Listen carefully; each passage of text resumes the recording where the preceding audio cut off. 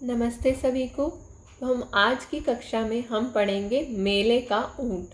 तो सबसे पहले हम इसका प्रतिपाद्य पढ़ लेते हैं, फिर हम इसकी जो भी है इसके बारे में हम डिटेल में पढ़ेंगे, मेले के ऊंट के बारे में, और फिर हम आगे इस लेक्चर में बढ़ेंगे। मेले का ऊंट। बाल मुकुंद गुप्त के लिए किसी भी राजनीतिक व्यवस्था में सबसे महत्वपूर्ण प्रश्न शासक और प्रजा के संबंधों का है।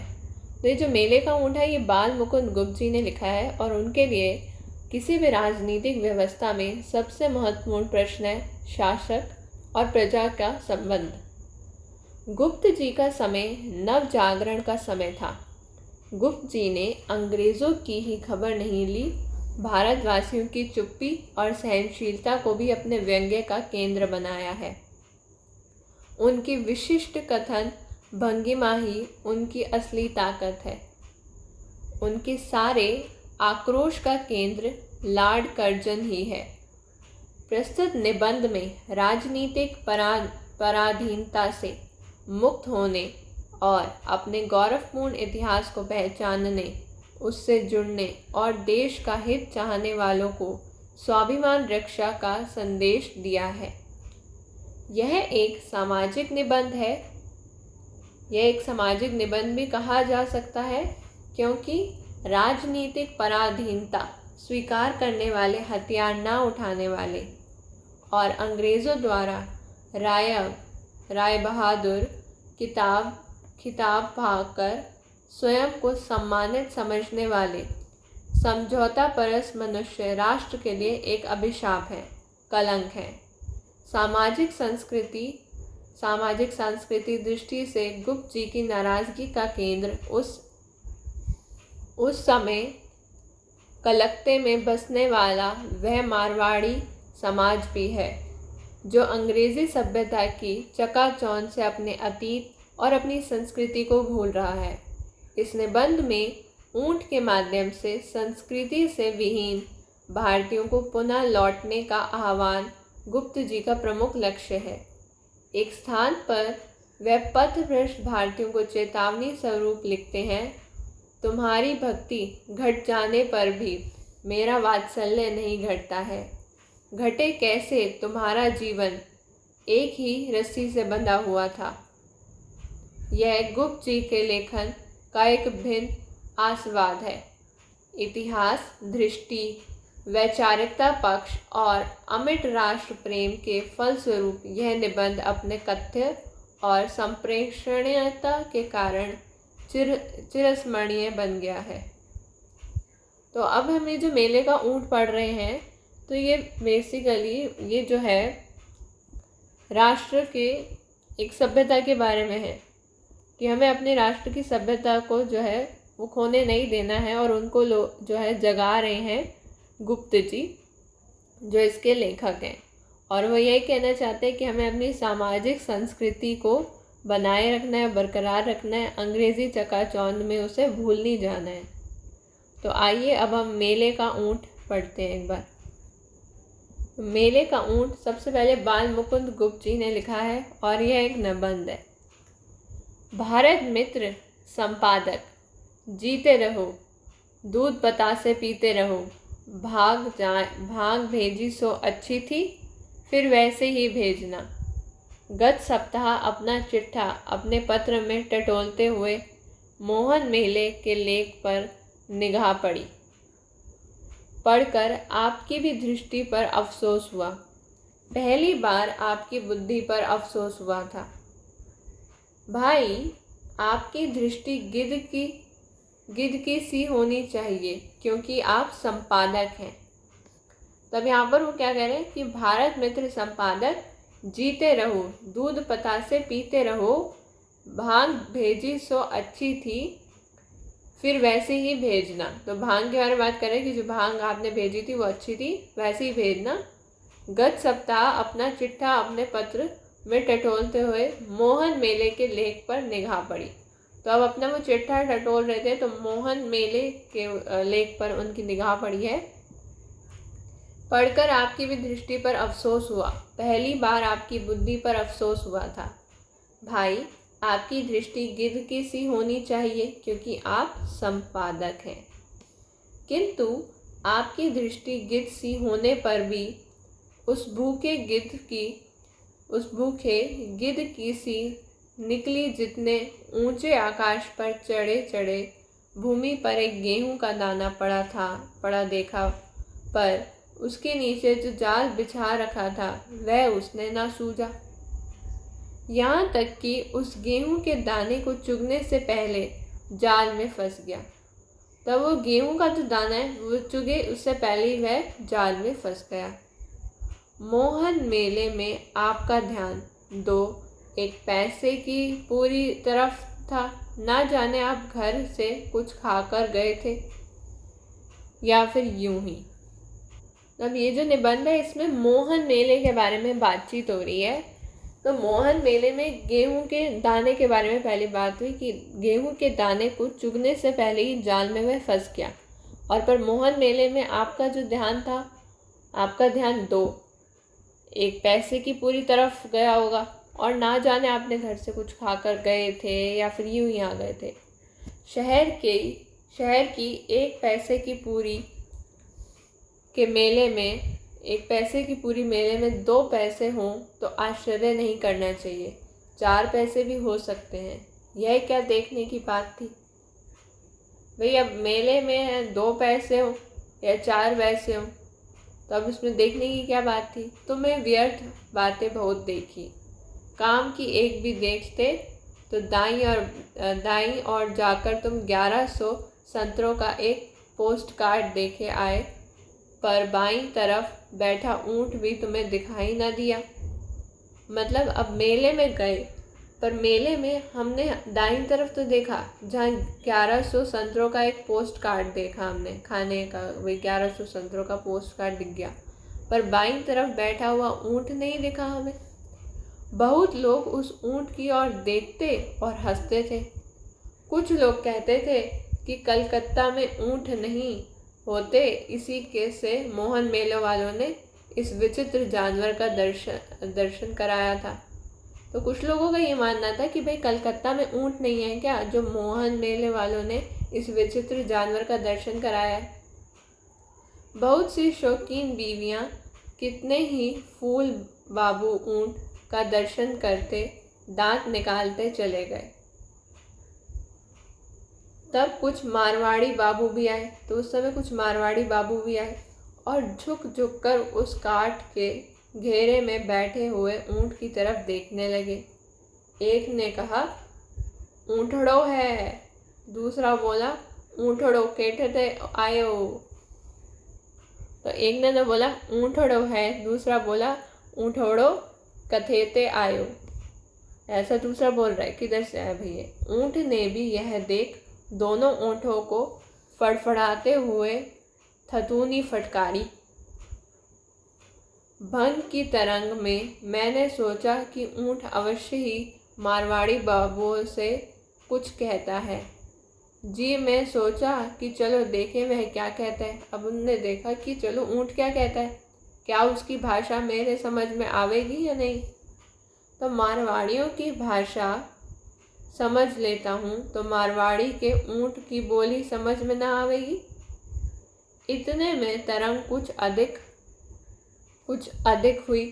ऊँट की बोली साफ साफ समझ में आने लगी। अब ऊँट ने मारवाड़ी बाबुओं की ओर थुथुनी करके कहा, बेटा तुम बच्चे हो, तुम क्या जानोगे। यदि मेरी उम्र का कोई होता तो वह जानता। तुम्हारे बाप के बाप जानते थे कि मैं कौन हूँ, क्या हूँ। तुम्हें कलकत्ते के मोहल्लों में जन्म लिया, तुम पोतेड़ों के अमीर हो। मेले में बहुत चीज़ें हैं, उनको देखो, और यदि तुम्हें कुछ फुर्सत हो तो लो सुन लो। सुनाता हूँ। आज दिन तुम बिलियाती फिटीन और टम जोड़ियों पर चढ़कर निकलते हो, जिनके कतार तुम मेले के द्वार पर मीलों तक छोड़ आए हो। तुम्हें उन्हीं पर चढ़कर मारवाड़ से कलकत्ते नहीं पहुंचाते थे। यह सब तुम्हारे साथ की जन्मी हुई है। तुम्हारे बाप 50 साल के भी ना होंगे, इससे वह भी मुझे भली भांति नहीं पहचानते। हाँ, उनके भी बाप हों तो वह मुझे पहचानोगे। मैंने ही उनको पीठ पर लाद कर कलकत्ते तक पहुंचाया है। तभी ऊँट कह रहा है कि भाई तुम तो क्या तुम्हारे बाप को भी ज़्यादा नहीं पता होगा, यानी उनके पिताजी को भी नहीं पता होगा उन दोनों लड़कों के, क्योंकि आजकल भाई ऊँट को उनको क्या पता कि ऊँट पहले कितना महत्वपूर्ण था और कैसे ऊँट ही अपने पीठ पे बैठा कर लोगों को ले जाया करता था। ठीक है, ये है बेसिकली। अब हम आगे पढ़ते हैं। तो आशा करते हैं आप लोगों को समझ आ रही होगी। तब आगे देखिए दरअसल क्या बात है। आज से 50 साल पहले रेल कहाँ थी। मैंने मारवाड़ से मिर्ज़ापुर तक और मिर्ज़ापुर से रानीगंज तक कितने ही फेरे किए हैं। महीनों तुम्हारे पिता के पिता तथा उनके भी पिताओं का घर बार मेरे ही पीठ पर रहता था। जिन स्त्रियों ने तुम्हारे बाप और बाप के भी बाप को जाना है वह सदा मेरी पीठ को ही पालकी समझती थी। मारवाड़ में मैं सदा तुम्हारे द्वार पर हाजिर रहता था, पर यहाँ वह मौका कहाँ। इसी से इस मेले में तुम्हें देखकर आंखें शीतल करने आया हूँ। अब ऊँट कह रहा है कि वो उनको देख रहा है और वो आंखें शीतल कर रहा है। तुम्हारी भक्ति घट जाने पर भी मेरा वात्सल्य नहीं घटता है। घटे कैसे, मेरा तुम्हारा जीवन एक ही रस्सी से बंधा हुआ था।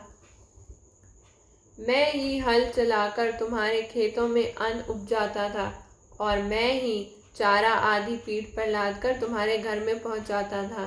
यहाँ कलकत्ते में जल की कले हैं, गंगा जी हैं, जल पिलाने को ग्वाले कहार हैं, पर तुम्हारी जन्मभूमि में मेरे ही पीठ पर लादकर कोसों से जल आता था और तुम्हारी प्यास बुझाता था। तो भी ऊँट अपने योगदानों के बारे में बता रहे हैं। ठीक है, आइए आगे बढ़ते हैं ऊँट की भाषा में। मेरी इस घायल पीठ को घृणा से ना देखो, इस पर तुम्हारे बड़े अन्न, रस्सियाँ, यहाँ तक कि उपले लाद कर दूर दूर तक ले जाते थे। जाते हुए मेरे साथ पैदल जाते थे और लौटते हुए मेरी पीठ पर चढ़े हुए हिचकोले खाते वह स्वर्गीय सुख लूटते थे। कि तुम रबड़ के पहिए वाली चमड़े की कोमल गद्दीदार फिटीन में बैठकर भी वैसा आनंद प्राप्त नहीं कर सकते।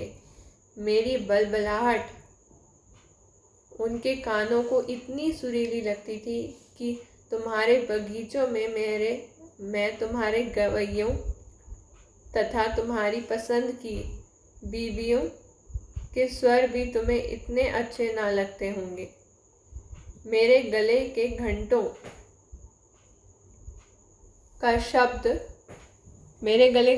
का शब्द उनको सब बाजों से प्यारा लगता था। फॉग के जंगल में मुझे चरते हुए वह इतने प्रसन्न होते थे कि जितना तुम अपने सजे बगीचों में बंग पीकर, पेट भरकर और ताश खेलकर। भंग की निंदा सुनकर मैं चौंक पड़ा। मैंने ऊँट से कहा, बस बलाना बंद करो। यह बावला शहर नहीं जो तुम्हें परमेश्वर समझे।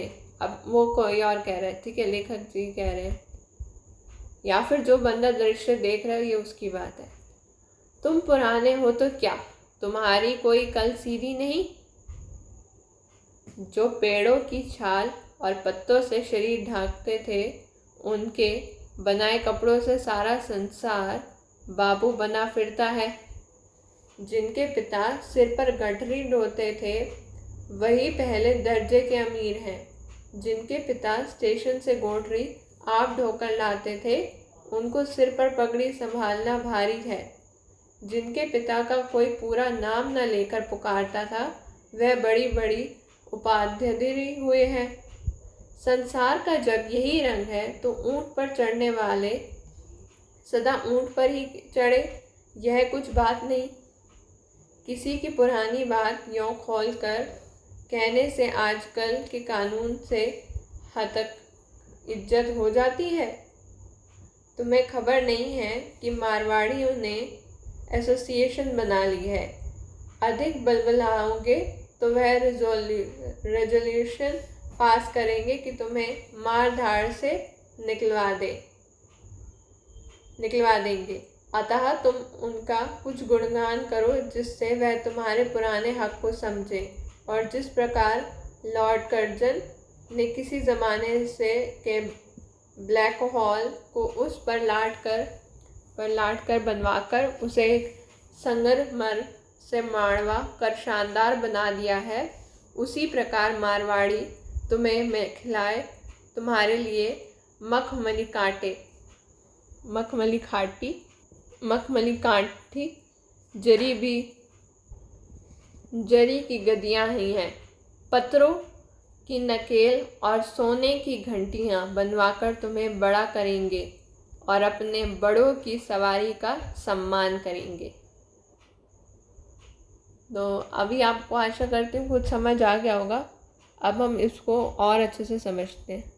जो हमने मेले का ऊँट चैप्टर पढ़ा है ये इतना ही है निबंध, ठीक है।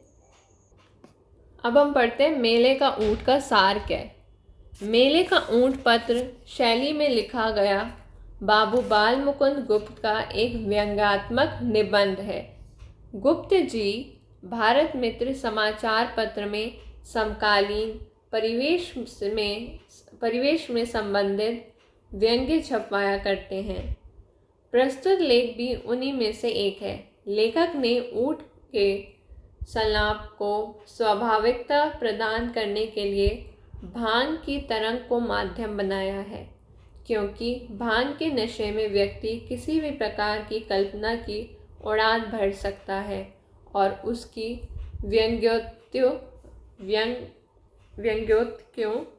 का कोई बुरा भी नहीं मानता। इसलिए लेखक ने भांग का वर्णन सबसे पहले किया है। प्रस्तुत निबंध के आरंभ में लेखक संपादक महोदय के लिए आशीर्वचन के बाद भांग की चर्चा करते हैं। उसके बाद वही संपादक की दृष्टि पर अफसोस व्यक्त करते हैं कि उसकी दृष्टि गिद्ध सी होती हुए भी भूखे गिद्ध जैसी है, जो ज़मीन पे पड़े दाने के लालच में जाल में फंस जाता है। इसके पश्चात लेखक मोहन मेले के वर्णन के प्रतिक्रिया में अपने विचार व्यक्त करते हुए अफसोस करते हैं कि संपादक जी का ध्यान इस बात पर तो गया कि मेले में 1 पैसे की पूरी 2 पैसे की मिल रही है, 1 पैसे की पूरी 2 पैसे की मिल रही है अथवा 4 पैसे की मिल रही है। 1117 का पोस्ट कार्ड पर भी उनकी दृष्टि गई, पर अपनी बाईं तरफ बैठे ऊँट पर उनकी दृष्टि नहीं गई। मेले में ऊँट को देखकर सभी चकित हो गए। कलकत्ते में संभवतः ऊँट नहीं होते, इसलिए इस मेले में ऊँट को विशिष्ट रूप से रखा गया था। एक व्यक्ति ऊँट को देखकर कह उठता है कि ऊँटड़ो है, तो दूसरा कहता है ऊँटड़ो कठे थे आयो। ऊँट ने जब उनकी बातें सुनी तो अपनी थुथुनी फटकारी तो लेख समझ गया कि ऊँट मारवाड़ी बाबुओं से कुछ कह रहा है। ध्यान लगाकर सुनने पर ऊँट की बोली साफ साफ समझ आ रही थी। ऊँट मारवाड़ियों को बड़े प्यार से अपने विषय में बताते हुए कहता है कि तुम अभी बच्चे हो, तुम्हारे पिता की उम्र अभी 50 साल के लगभग होगी। हाँ, यदि उनके पिता होंगे तो वह मुझे जानते होंगे। तुमने तो कलकत्ते में अमीर माता पिता के यहाँ जन्म लिया है, तो तुम्हें कुछ नहीं समझ आएगा कि मैं कौन हूँ। आज दिन विलायती फिटीन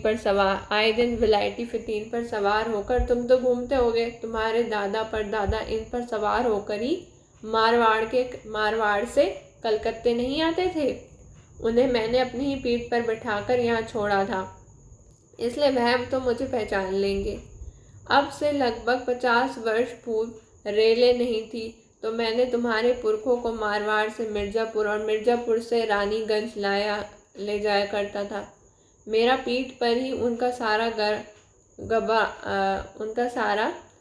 घर बार लदा रहता था। स्त्रियां मेरी पीठ को पालकी के समान समझती थी। मारवाड़ में मैं हमेशा तुम लोगों के द्वार पर दिखाई देता था, पर अब वह दिन नहीं रहे, मेरा वह आदर नहीं रहा। मैं तो मेले में तुम लोगों को देखकर अपनी आंखों को सुख प्रदान करने आया हूँ। आज यद्यपि तुम्हारे आदर मेरे प्रति नहीं रहा, पर मेरा स्नेह अब भी तुम्हारी प्रति पहले की तरह ही बना हुआ है। ऐसा ऊँट कह रहा है, क्योंकि मेरा और तुम्हारा जीवन एक दूसरे से जुड़ा हुआ है। मैं तुम्हारे खेतों में अन्न उपजाता था, पीठ पर लाद कर चारा लाता था, दूर दूर से तुम्हारी प्यास बुझाने के लिए पानी लाता था। वहाँ कलकत्ते की तरह पानी आसानी से नहीं मिल पाता था। मेरी जिस घायल पीठ को तुम नफरत से देख रहे हो, उसी पीठ पर तुम्हारे पूर्वज अन्न, रस्सियाँ और उपले लाद कर ले जाते थे। जाते समय मेरी पीठ पर बोझ लदा रहता था, इसलिए पैदल जाते थे, पर आते समय जब मेरी पीठ पर बैठते थे तो उन्हें स्वर्गीय आनंद की प्राप्ति होती थी, जिस आनंद को तुम विलायती फिटीन के गद्देदार सीट पर भी प्राप्त नहीं कर सकते। मतलब ये विलायती जो गाड़ियाँ वाड़ियाँ हैं, उसके गद्देदार सीट में क्या ही आनंद जो ऊँट की पीठ पे है। मेरी बलबलाहट उन्हें तुम्हारे बगीचे में गाने वाले गवैयों के गाने से भी अधिक मधुर लगती थी। मेरे गले की घंटी के शब्द सुनकर वे सारे बाजे भूल जाते थे। मुझे फोंग के खेत में चुगता हुआ देखकर उन्हें वह आनंद मिलता था जो तुम्हें भांग पीकर बगीचे में बैठकर ताश खेलकर भी नहीं प्राप्त हो सकता। तो अभी आपको पहले वो निबंध नहीं समझ आया होगा, पर अब हम इसका सार पढ़ रहे हैं तो आपको समझ आ रहा होगा, है ना।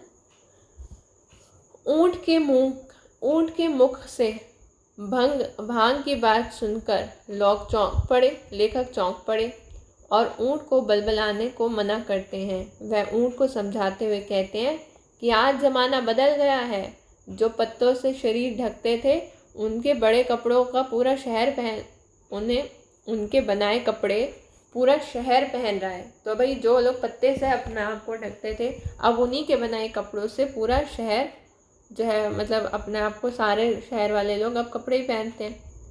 जो सिर पर गठरी लाद कर स्वयं चलते थे, अब पगड़ी भी उनसे नहीं संभल पा रही है। जिनके पिता को कोई पूरा नाम लेकर भी नहीं बुलाता था, वह आजकल बड़ी बड़ी पदवियां और उपाधियां प्राप्त कर रहे हैं। इसलिए ज़रूरी नहीं कि लोग तुम्हें पहले की तरह आज भी पूजें। ऊँट को लेखक समझा रहा है, और तुम्हारा आज भी तुम्हारी सवारी करें। आज धन दौलत के कारण सारा संसार बदल गया है, इसलिए अपने अतीत को भूलने के साथ साथ मारवाड़ी लोग ऊँट को भी भूल गए हैं। तो लोग अब अपने अतीत को तो भूल ही गए हैं, और इसलिए मारवाड़ी ऊँट को भी सब भूल गए हैं। आजकल मारवाड़ियों ने एसोसिएशन बना ली है। उनकी निंदा करोगे तो वह रेजोल्यूशन पास करके तुम्हें मारवाड़ से भी बाहर निकलवा देंगे। यदि तुम उनके अनुकूल रहोगे तो जैसे लॉर्ड कर्जन ने ब्लैक हॉल को संगमरमर से मढ़वा दिया, उसी तरह ये मारवाड़ी समाज के लोग भी तुम्हें मखमली जरी की गद्दियाँ, हीरे पन्ने की नकल और सोने की घंटियों के सम्मान देंगे। ठीक है, तो अब हमने ये भी पढ़ लिया। अब हम इसका प्रतिपाद्य भी फिर से एक बार देख लेते हैं। तो जो मेले का ऊँट है निबंध गुप्त जी का चर्चित एक निबंध है। इसका प्रतिपाद्य है, तो देखिए क्या लिखना है। अपने इस निबंध के माध्यम से लेखक ने 3 व्यंग्यों को उभारा है। 3 व्यंग्य उभरे हैं इसमें। सर्वप्रथम लेखक ने भंग की तरंग में संपादक महोदय पर व्यंग करते हुए उनकी दृष्टि को भूखे गिद्ध की दृष्टि बताया है। क्योंकि संपादक जी की दृष्टि मोहन मेले में बिकती 2 पैसे की पूड़ियों पर गई, तो मेले में बैठा ऊँट उन्हें दिखाई नहीं दिया, जो कि इस मेले का विशेष रूप से दर्शन के लिए उपस्थित किया गया था। तो अब कलकत्ता में ऊँट ज़्यादा दिखता नहीं है, तो अब स्पेशल एक अट्रैक्शन का सोर्स कहते हैं ना, तो ऊँट वही था यहाँ पर।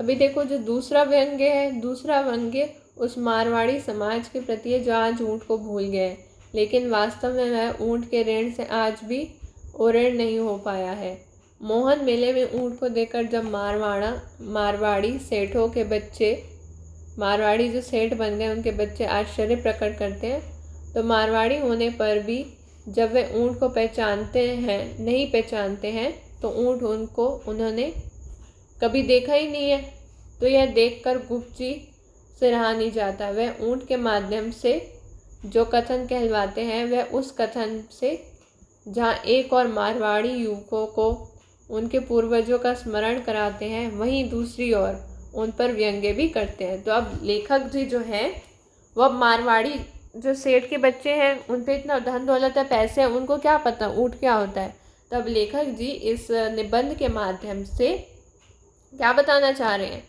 इस कथन से कह रहे हैं कि मारवाड़ी युवकों को अपने पूर्वजों का स्मरण करा रहे हैं, वहीं दूसरी ओर उन पर व्यंग्य भी कस रहे हैं। ऊँट अब बताता है कि जब वही रेलगाड़ी नहीं बनती थी तब ऊँट ही मारवाड़ का एकमात्र वाहन था। इसकी पीठ पर बैठकर ही मारवाड़ से लोग कलकत्ते तक आए थे। उस समय मारवाड़ से मिर्ज़ापुर, मिर्ज़ापुर से रानीगंज तक की लंबी यात्रा इसी ऊँट की पीठ पर बैठकर ही तय की जाती थी। ऊँट की पीठ सेठानियों के लिए पालकी के समान थी। खेती का साधन भी ऊँट ही था, चारा भी इसी की पीठ पर लाद कर लाया जाता था। यहाँ तक कि जल भी ऊँट की पीठ पर ही दूर से आता था। मारवाड़ी लोगों की सारी गृहस्थी का सामान ऊँट ही ढोते थे। उनके द्वार पर वह हमेशा विराजमान रहता था। ऊँट उनके सब सुख साधनों का केंद्र था। आज मारवाड़ी सेठों के बच्चे कलकत्ता में फिट इन पर बैठकर घूमते हैं, लेकिन वे कभी ऊँट के ऋण से मुक्त नहीं हो सकते। यह आश्चर्य की बात है कि लोग उसे आज किस अपेक्षा से देख रहे हैं। इन्होंने उसके गुणों को कितनी जल्दी भुला दिया है। यहाँ लेखक पुरानी पीढ़ी के प्रति अपेक्षा भाव प्रकट करता है। तब लेखक जो है वो यहाँ पर पुरानी पीढ़ी के प्रति अपेक्षा का भाव प्रकट करते हैं कि उन्होंने ऊँट के एहसानों को कितनी जल्दी भुला दिया है। उनको कोई फ़र्क ही नहीं पड़ता है, कुछ याद ही नहीं है उनको कि क्या क्या ऊँट ने करा है। तो प्रस्तुत निबंध में जो तीसरा व्यंग्य है वो मारवाड़ी सेठों पर किया गया है, जो बड़ी जल्दी अपने अतीत को भूल गए हैं।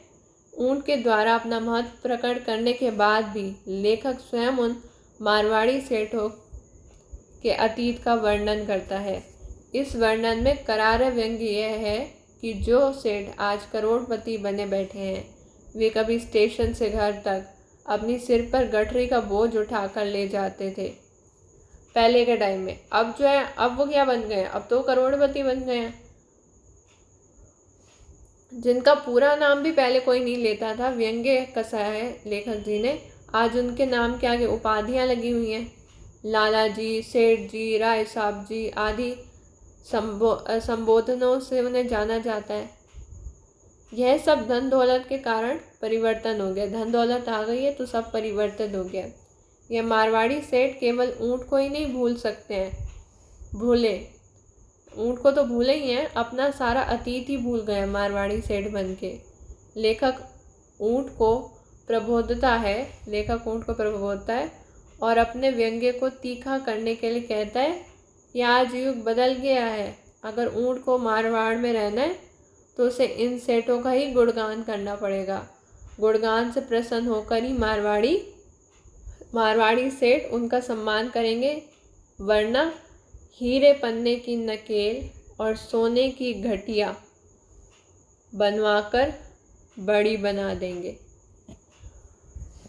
तो अब लेखक लास्ट में यही व्यंग्य कर रहा है कि भाई ऊँट को भी वो यही समझाता है कि लोग आजकल इतना बदल गए हैं ज़माना, कि अगर ये लोग इतने अमीर हो गए, इतने बड़े हो गए हैं कि अगर ऊँट ने उनकी चापलूसी नहीं करी या फिर उनको प्रसन्न नहीं करा तो जो मारवाड़ी सेठ है ये उस ऊँट का भी सम्मान ही नहीं करेंगे, और वरन हीरे पन्ने की नकेल और सोने की घटिया बनवाकर बड़ी बना देंगे। ठीक है, तो ये लेखक ऊँट को भी समझा रहा है। अब हम इसकी शैली देख लेते हैं। हम इतना डिटेल में पढ़ लेंगे कि आगे आपको कुछ और नहीं देखना पड़ेगा इस लेक्चर के अलावा मेले का ऊँट पढ़ने के लिए। और अगर आपको ये लेक्चर की मेहनत सफल लग रही हो तो इसे लाइक, शेयर और सब्सक्राइब भी कर देना इस वीडियो को। आइए अब हम मेले की ऊँट की भाषा शैली पे ध्यान दें। शैली लिखने के ढंग को कहते हैं। शैली किसे कहते हैं? लिखने के ढंग को कहते हैं। लाइन बाय लाइन देखते हैं हम आगे। जो व्यक्ति जैसा होता है उसकी शैली भी उसी प्रकार की होती है। इसलिए यह कहावत प्रसिद्ध है कि शैली स्वयं व्यक्ति ही होता है। बाबू बाल मुकुंद गुप्त हिंदी के आरंभ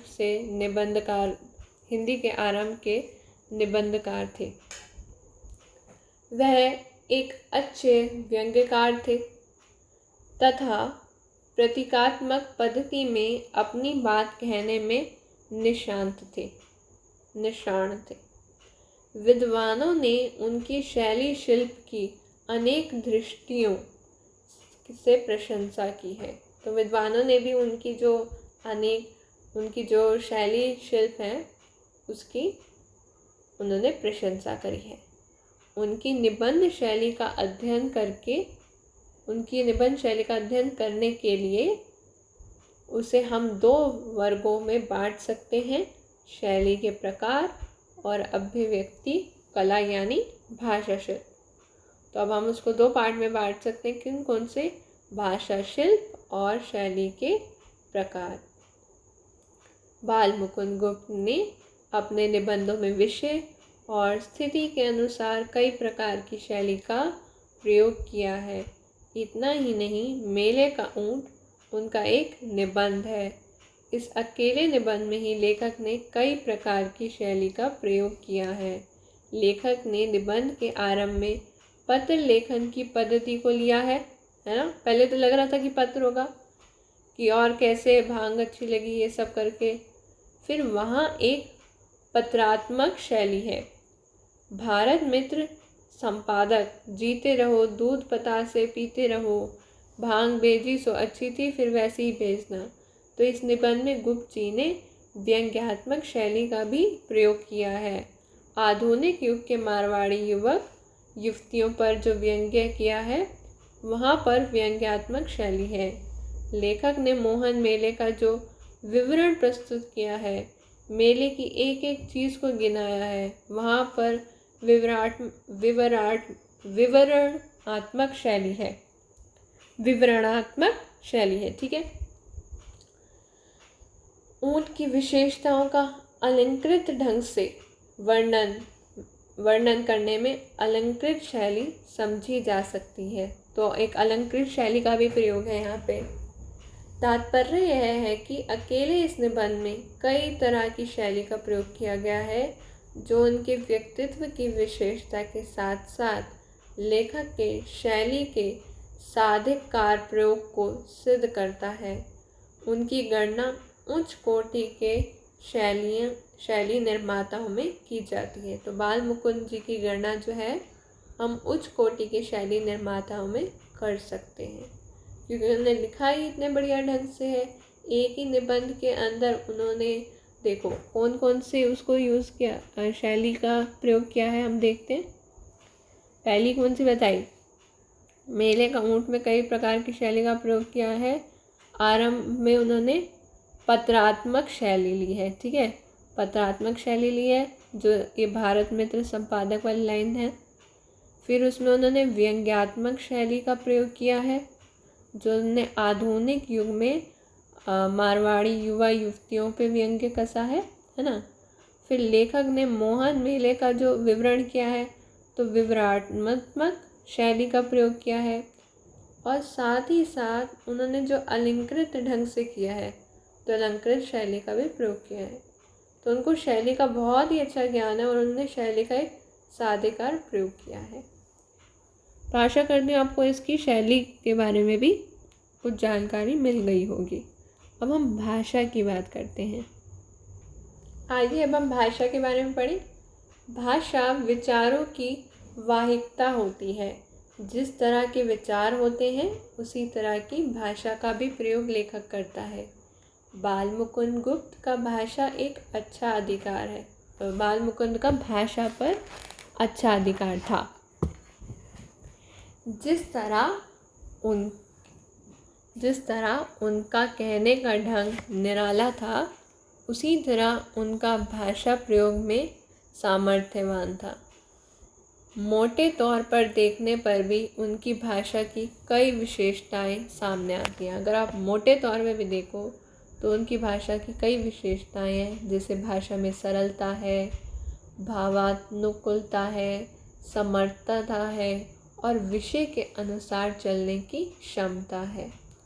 बाबू बाल मुकुंद गुप्त की भाषा की और सी भी बहुत सी विशेषताएं हैं जिन्हें हम व्याकरण संबंधी विशेषता अथवा शास्त्रीय विशेषता कह सकते हैं। उनके द्वारा प्रयुक्त शब्द योजना तत्सम,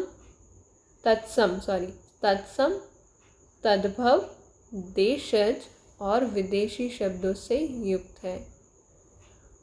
उसमें संस्कृत के तत्सम शब्द हैं, जैसे मित्र, दृष्टि, भाषा, पिता, भक्ति, शीतल, जल आदि। इसी प्रकार उनके निबंध में तद्भव शब्दों का भी खूब प्रयोग हुआ है।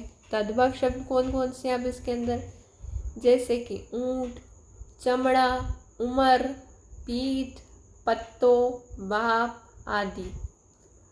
और देशज शब्दों में भी हम कहें तो देशज शब्द कौन कौन से हैं, थूतनी, ऊँटड़ो, नकेल, पोतड़ो, पोतड़ो, कोसो, ठीक है, आदि। विदेशी शब्दों के अंतर्गत जहाँ लेकर कहते हैं अरबी के अमीर, उमर, शौकीन, तरफ, कतार, फुर्सत, ज़रूर, मौका, हाजिर, ये क्या है, ये विदेशी शब्द है।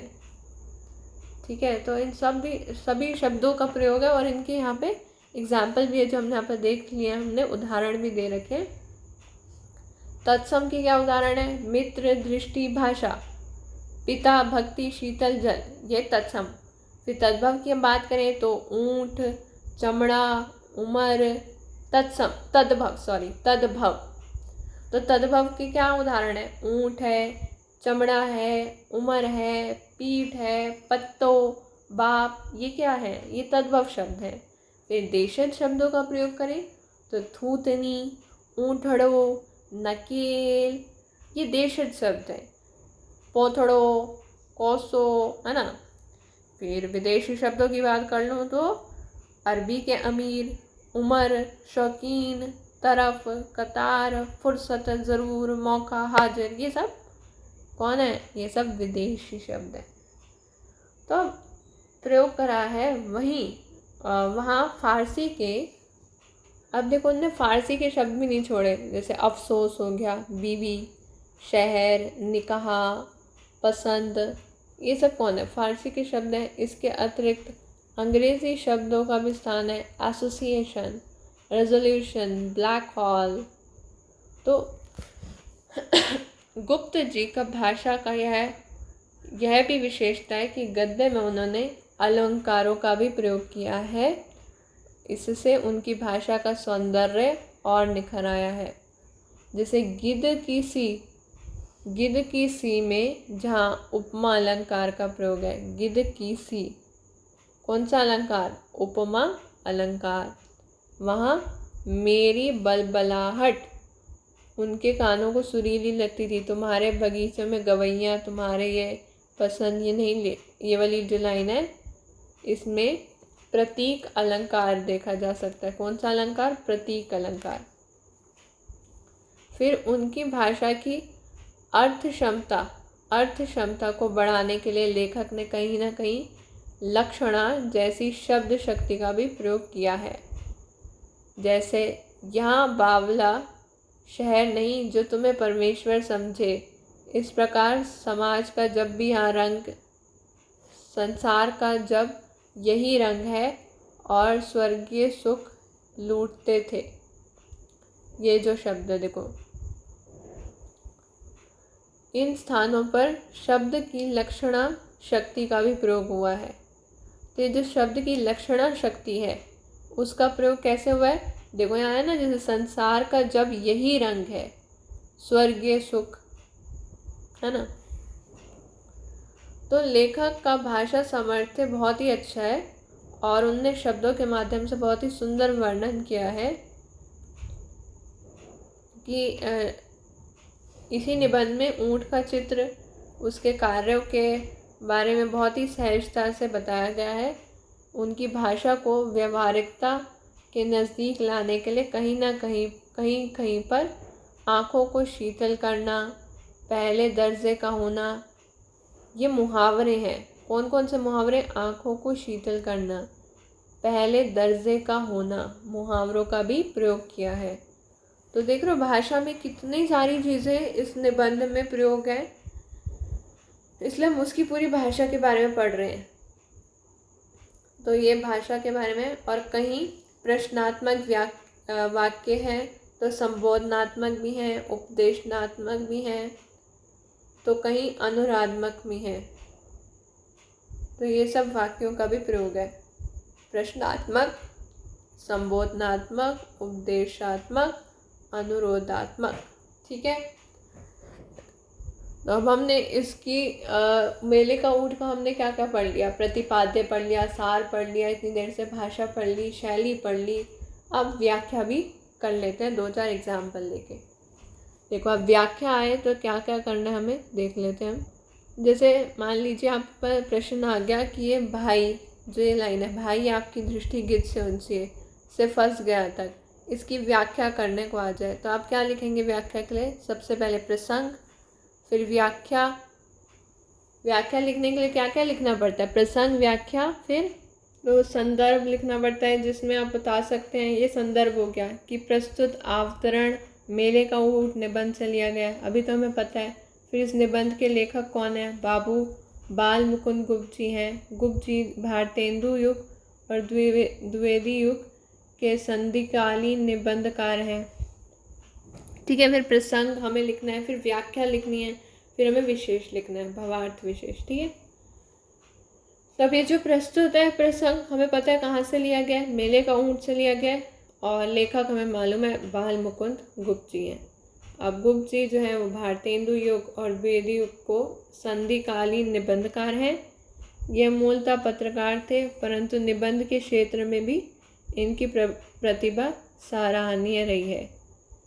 इनके निबंध भाव प्रधान, व्यक्ति प्रधान और कथात्मक हैं, जिनमें परिहास, चुहूल और तीखे व्यंग्य उभरकर सामने आते हैं। इनके जैसी जिंदा दिली और फड़कड़पन हिंदी के अन्य निबंधकारों से दुर्लभ है। प्रस्तुत निबंध भी उनका एक व्यंग्यात्मक लेख है, जहाँ लेखक संपादक पर व्यंग्य करते हुए कह रहा है, अब ये व्यंग्य ही दे रखा है कि भाई आपकी दृष्टि गिद्ध सी होनी चाहिए से लेके फंस गया था। तब लेखक ने मोहन मेले का वर्णन पढ़कर अपनी प्रतिक्रिया व्यक्त करते हुए संपादक को उपलम देते हुए यह टिप्पणी की है कि संपादक की दृष्टि को गिद्ध की दृष्टि की तरह से होना चाहिए। संपादक की बात हो रही है ना यहाँ। जिस प्रकार गिद्ध आकाश में उड़ते हुए भी ज़मीन पर पड़े हुए अपने भोजन अथवा अन्न के दाने को देख लेता है, उसकी दृष्टि बहुत तेज़ होती है। ठीक उसी तरह से संपादक की दृष्टि भी पैनी होनी चाहिए। लेखक भारत मित्र के संपादक पर व्यंग्य करते हुए कह रहा है कि आपकी दृष्टि गिद्ध सी होते हुए भी उस गिद्ध की दृष्टि निकली जिसने ज़मीन पर पड़ा दाना तो देखा, पर उसे फांसने के लिए जो जाल बिछाया गया था वह नहीं देखा। वह दाना जुगने से ही पहले जाल में फंस गया। इसी तरह से आपने मेले में अन्य वस्तुओं को तो देखा, पर एक पैसे की पूड़ी 2 पैसे में मिली है ये भी देख ली, पर आपकी दृष्टि मेले के दर्शनीय पशु ऊँट को नहीं देख पाई।